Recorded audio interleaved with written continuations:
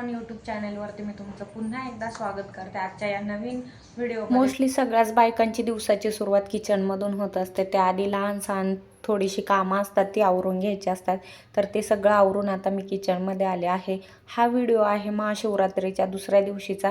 तर मला आज बनवायची होती शेवयांची खीर। त्यासाठी मी गॅसवर पॅन ठेवले, त्यामध्ये 2 चम्मच तूप घातलं आहे आणि आता शेवया ॲड केल्या आहेत।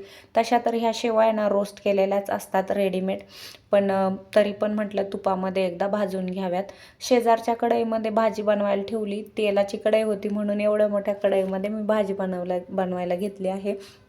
हे रिझन आहे ते। तर चला आता ह्या शेवया रोस्ट करते, त्याचसोबत ना थोडेसे ड्रायफ्रूट्स कट करून मी ते पण भाजून घेते त्यामध्येच, म्हणजे दोन्ही एकत्रच भाजले जातील।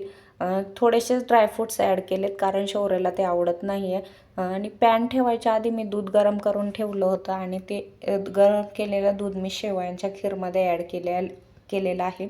छान उकळी आली आहे। आता एका गॅसवरती ना कढईमध्ये भाजी शिजते आणि दुसऱ्या गॅसवरती खीर आहे। त्यामुळे मग आता चपात्या बनवायच्यात, पण त्यासाठी गॅस रिकामा नाही आहे, तर दुसरं काम आवरून घेते।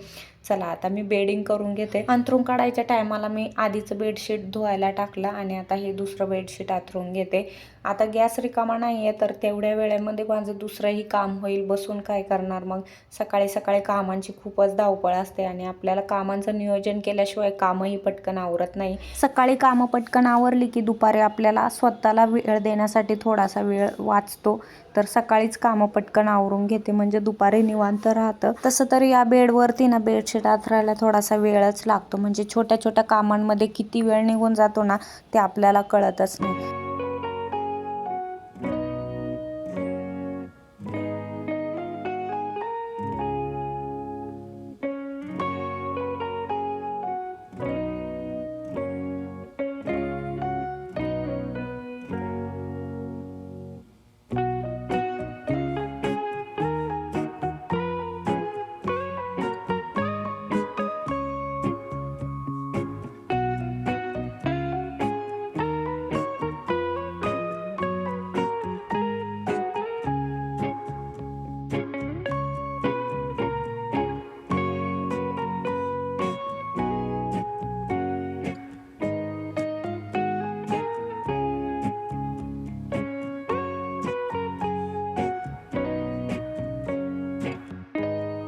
इकडचं आवरेपर्यंत शौर्याचं सगळं आवरून तो किचनवरती जाऊन बसला होता खीर किती झाली आहे ते पाहण्यासाठी, आणि खीर हलवत बसला होता तो।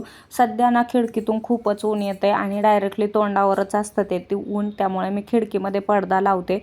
समोरच आहे डायरेक्टली, आणि त्यामुळे ते ऊन खूप इरिटेड वाटतं ह्या टायमाला। तर मग तो पडदा मी सिक्युरिटीसाठी लावलेला आहे। तर भाजी झाली आहे ते चेक केलं आणि आता शौर्याला खाली घेतलं आहे। तर मग खीर बनवण्याची लास्टची जी स्टेप आहे ना, त्यामध्ये साखर ॲड करायची राहिली आहे। तर 1.5 वाटी मी साखर ॲड केली आहे। जास्त गोड पण ह्या दिवसामध्ये चांगलं नाही आहे, तर मग मी मिडियमच गोड बनवलेलं आहे। साखर टाकली की खिरीची कन्सिस्टन्सी थिक होते। तर इथे बघा खीर आता तयार झाली। 1-2 सेकंद मी अजून खीर होऊन देणार आहे, म्हणजे साखर पूर्ण मेल्ट होईल। स्टेपला खिरीमध्ये ना इलायची पावडर ॲड करायची, माझ्याकडे अवेलेबल नव्हती म्हणून मी ॲड नाही केली। भाजीसुद्धा तयार झाली। आता बऱ्याच छोट्या छोट्या कामानंतर ना मग मी कपडे धुवून घेतले आणि ते कपडे वाळायला टाकते। कपडे वाळायला तसा टाईम लागत नाही, पण मग वेळच्या वेळी काही कामं झाली तर मग ठीक, नाही तर मग असं वाटतं की अरे देवा खूपच टाईम झाला आणि आपली कामं आवरलेली नाही, मग मनावरती एकदम दडपण आल्यासारखं होतं। तर चला इथे आता कपडे सुकायला टाकते।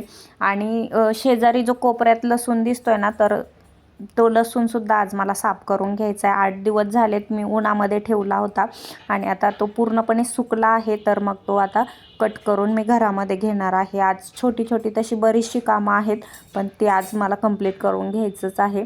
तसं दिवसाची जर आपण सुरुवात करतानाच ठरवलं ना की आज हे काम झालंच पाहिजे, तर ते काम करून घेतलं ना तितकंच समाधान असतं। आणि कामाचं ते नियोजन केलं ना, तर नियोजनबद्ध ते कामंसुद्धा होऊन जातात। चला आता ही साडी वाळायला टाकते, पण घडी करायची म्हटलं ना साड्यांचे खूप प्रॉब्लेम्स होतात। त्यामुळे मग मी असं खालच्या साईडला बाल्कनीतून खालच्या साईडला जर साडी सोडली ना, तर खूप छान पद्धतीने तिची घडी होते। तर मग मी तशा पद्धतीने ती वाळायला टाकत असते।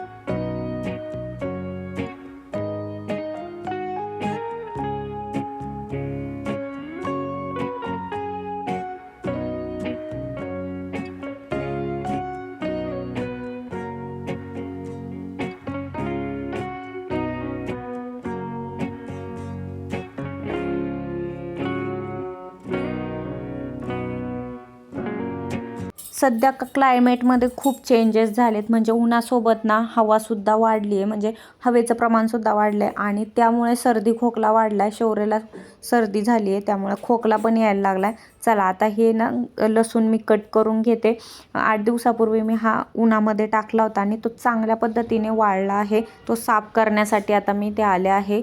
कैचीनेच मी कट करते, म्हणजे इझिली कट होतं आणि जास्त कचरा पांगत पण नाही. पण हवा इतकी आहे ना, त्यामुळे खूप कचरा पांगायला झाला होता. वाळलेल्या लसणाचा ना कचरा खूपच होतो. तर काही दिवसापूर्वी ना मी माझ्या बहिणीच्या घरून तिच्या शेतामधून हा लसूण आणलेला आहे. लसूण जरी फुकट मिळाला आहे ना, तरी पण हा वाळलेला कचरा आता खूप पांगतोय. मग असं वाटतं की अरे हा लसूण साफ करावा लागणार. पण फुकट ही गोष्ट मिळाली ना, तर त्याचं आपल्याला काय वाटत नाही, पण जास्त कचरा होतोय ना, त्या गोष्टीचं वाईट वाटतं. पण आता काय आहे, चला आता हे सगळं साफ तर करावंच लागणार आहे. कधी ना कधी करायचंच होतं. आणि या लसणासोबत थोडीशी माती पण आहे, तर या कोपऱ्यामध्ये ना खूपच असा कचरा झालेला होता. तर हे सगळं मी कट करून घेतला आणि नंतर लसूणसुद्धा साफ करून घेतला. आफ्टर क्लिनिंग इतका छान आणि इतक्या टोपलीभर लसूण मला मिळालेला आहे. म्हणजे कुठंतरी साफ केल्याचं हे समाधान आहे की लसूणसुद्धा तितकाच चांगला आहे आणि कचरा निघाला त्याचं काही नाही मग वाटलं. चला आता इथे कपडे सुकून झालेत, तर मग ते घडी करून घरामध्ये घेते.